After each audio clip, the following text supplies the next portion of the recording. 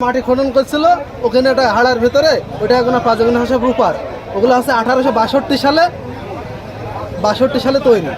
এবং ওখানে যেগুলো আছে সবগুলো প্রায় আপনার প্রত্যেকটার মূল্য হবে 1500 টাকা করে। মানে এখানে শেখরা বলেছে এবং বিপুল পরিমাণ প্রায় 1000-2000 পিস মতন হবে, 30 লাখ টাকার মতন মাল হবে ওখানে।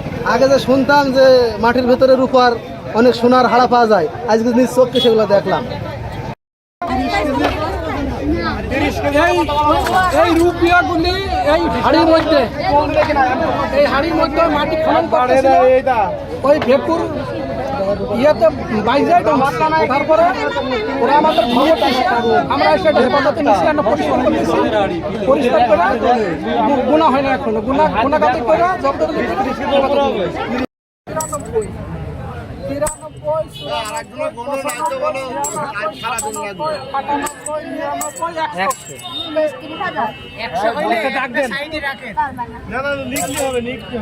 ওজন করলে ঘাপ হয়ে যাবে, ওজন করে